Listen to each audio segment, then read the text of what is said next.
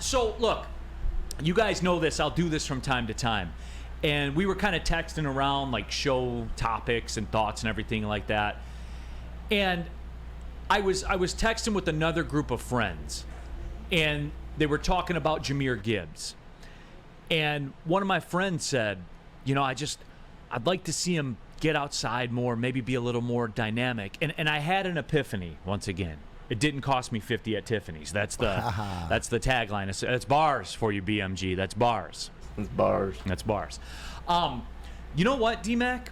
For that crowd, for that whole I want to see more dynamic, it just hit me like, D-Mac, what if, and I know what your response is going to be to this. I got my eye on a couple of you in the chat. I know which way you're going to go with this, but I don't have a problem with it, so I'll just get it out there. What if, D-Mac, this is the way it's supposed to be? As far as? Like, the Lions are happy with the setup right now. Well, I think that they're happy, and what I've seen or whatever is they're not trying to get, like we're talking about mac and cheese being a side or a meal. They're more using them as a side than a main course right now. I think they're letting him find his way in. I think the big thing is you look at what they did and what he did specifically when David Montgomery was out against Atlanta and how they used him differently. It's going to be thunder and lightning. So I think that what we're all waiting for is just that scheme where he gets it with some open space and then he makes guys miss, right? That's what we haven't seen. We've seen the fact, and we all talk that, wow, when he gets in between the tackles or whatever, he's not scared. He puts his shoulder down. You know, he engages hits and stuff like this. We're just waiting for that thing, Neil, that we've been told that we haven't seen yet. So, but I think that as far as if you ask Dan Campbell and the coaching staff, he's coming along, you know, progressing how they want, and they're not trying to give him too much too early and let him get into it. I think that these next few games, this one against Carolina, you know, even against Tampa, who's got a great run defense and a great defense to begin with. But I think it's more of the thunder and lightning. And to your point, this is the way it's supposed to be. Doesn't mean that they're not going to scheme to him like they've talked about.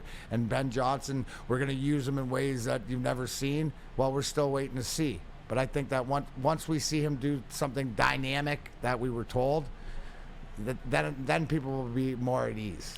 Because I think people forgot, like, they went out and got David Montgomery. You know what I'm saying? Like, this was never going to be a situation. How can Kat say that Gibbs isn't having an impact? That is absolutely ridiculous. Like, you know, to the fact of maybe not as big of an impact as you expected him to have this early, like Sam Laporte is. My question, but you can't say he's not having an impact. What did you expect?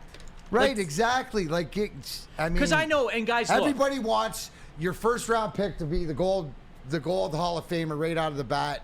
You know who's not getting the juice? Why aren't we talking about Laporta and his Hall of Fame numbers at the beginning of his career at the tight end position? So whatever you thought you were supposed to get from Gibbs, you're getting it in Laporta, and it's all evening out in the wash. I mean, I don't get it. How can you have not like impact? Everybody is making an impact. That's why they're 3-1. That's why they've won games and stuff like that. So I just think that it'll expand, Neil, as the season gets on, as he remains healthy. And the durability also, because he's not the biggest guy. They don't want to lose him like they had DeAndre Swift. So I think that early on they put him in situations. He dropped the ball. They don't go back to him. You're a rookie. You drop a ball, you get an opportunity. No. You got to earn your stuff. He earned it when he had to step up in the Atlanta game. Now figuring out how to use them. But we're still waiting. Whether it's this week or next week, he's going to get into the end zone, right? And he's going to make a flash play. So it's just a matter of time. But as far as like when you're looking at your team, yes, he's maybe not as impactful as other guys, but you can't say he's not having an impact. Yeah, and Trisha Miller says they oversold Gibbs as a weapon. Now people's expectations are not being met. This is Brad and Dan's fault, not Jahmyr Gibbs. And I wouldn't even call it like their fault. Again, just put this together. And I know, like, when we do the preseason shows and stuff like that, and D-Mac, we've done a couple of these.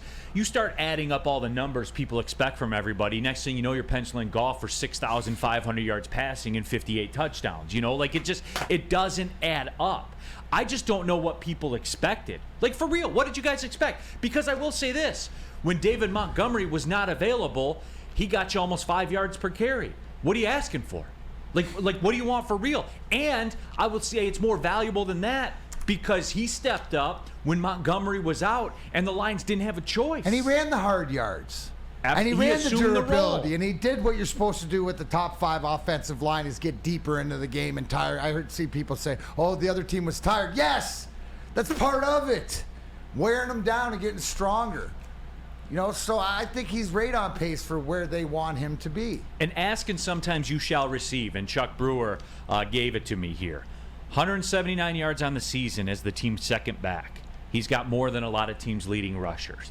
Exactly, Chuck. Like, what did people want? What do they want for real? They thought they got Barry Sanders. No, I mean, so no, honestly, and to the point, whoever said that because that was a great comment that you read, as far as if Brad and Dan and Ben told us, right? If it's not like they came out of the one guy and said, this guy, we're going to use him in this, so we're all waiting as fans, right? Right. We're all waiting to see it. So far early in the season, more of false advertising and not being given what they can. It's also year one. I mean, this kid's a rookie. it's game 5 coming exactly. up. Like, it's very early in this kid's career, and everybody's like, I mean, people are getting to a point where they're about to start calling him a bust. Yeah, and Parker, like, that's why I wanted 4 to bring it games. up, is because, like, the problem isn't with Gibbs. The No. problem's with you and your expectations. You know what? Exactly. Not you, Parker, but you, like, the people out I know there. what the problem is. Did you honestly think that Montgomery's going to be a 1,500-yard back and Gibbs is going to be a 1,500-yard? Like, start working through it, everybody. Get real. I'm happy. I'm happy with where he is right now. I have no complaints whatsoever hey. because they were in the pressure cooker when Montgomery was out and he delivered. Period. End of story. Jeff Berg brings up a great point. Is most of the noise about not being satisfied fantasy owners? Yes. Yes. That's exactly where it is. Jeff Berg, give yourself D-Mac for the day, baby. You hit that one on the head. I mean, the didn't we frustration, and it's also, we were told, Yeah. right? But also maybe, too, that's part of the plan, you know, going a little cryptic, maybe that they wanted the rest of the NFL to be told that, too. So maybe they spend more time game planning for them and that's where you've been able to help use Laporta, you know? Yeah, and again, just the problem is with you if you have a problem with Gibbs. Because I bet you if you go across that locker room, nobody else has a problem with them. Or how about ask around the league, right? Your rookie guy 5 games in as your second back has 179 yards or whatever, you know, more important than some teams with leading rushers. I don't have a problem with Gibbs, but I have a problem with some of the pass plays they are running for him. And as far as hitting holes go, you've seen him improve vastly game by game. So, and the Lions are 3-1, and Monty's doing really well. So you can't really complain. I just would like to see something different as far as like the routes he's running in the pass game. But I'm not disappointed by any means. I think he's gotten better and better every game so far. I have the stats right in front of me. So, Gibbs' worst game was against Seattle. He had 7 carries for 17 yards, 2.4 yards per carry on average. His best game was against Atlanta, 17 carries, 80 yards, 4.7 yards per carry. Had a 21-yard bust play. Yeah, I mean, Late in the game when It's- everybody knows you're running the ball. exactly. And against Green Bay, 8 carries, 40 yards, 5 yards average. I mean, as essentially a RB2, that's not awful numbers. That's honestly not. For a rookie RB2. Neil, real quick, can we look at it from the other side too, that Ben Johnson and Dan Campbell and the coaching staff have something that maybe they don't know exactly what they're dealing with, so they haven't used it to the full expansion yet. And I think it's a responsibility a lot of times too, right? They're trying to get him the ball, and I go back to the one that he dropped end of the first half in the Seattle game. that would have, Yeah. broken out. Like, it's responsibility, right? Laporta dropped one that hit him right in the chest too. Are we Absolutely. right now? Do we want to cut him? Like, is he a bust? And rookies are going to drop him. I mean, JMO's going to come back. We saw it last year, and hopefully he gets an opportunity. But, we've seen him drop him in the past. And again, guys, like, I'm content. That was my epiphany. And I'm a Gibbs fantasy owner. I'm content with where he is right now. For real. Like, I'm content with what he's done. I don't have a problem with Guys it at like all. Gibbs are going to have that breakout game, too, where he's got 3 touchdowns, 2 on the ground, 1 in the air, something like that. That game's coming, whether it's this week or, in a few weeks. Yeah, so, again, I know that it's where he got drafted. I understand that. But I think, too, this is part of their draft. This may be part of their draft strategy, right?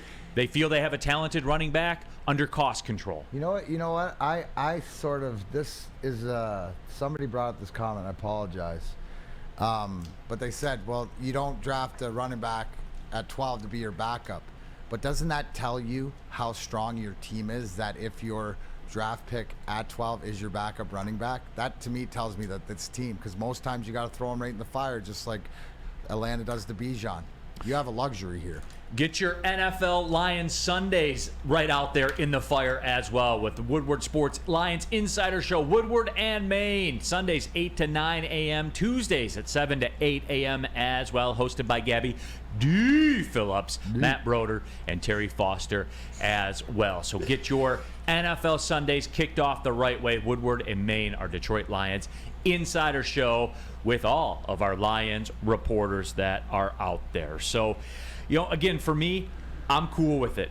I'm fine with what he's done so far. I don't know what everybody expected. What do you got, BMG? Mark Royal says, Neil, you are okay with a backup running back at 12 overall? Clown. With the clown emoji. Why? Dude, do you not understand that tells you that your team, how good your team is? If he's got to fight for that playing, Bum take. Dude, I mean, like, Clown. bozo. okay, clown. Absolutely. Clown. Sure, whatever. All I know is when Montgomery was out, he was almost 5 yards per carry in a game they dominated that they were never in danger of losing. Mike G nailed it too. Clowns are scary though too, Neil. So. Yeah, I guess they are.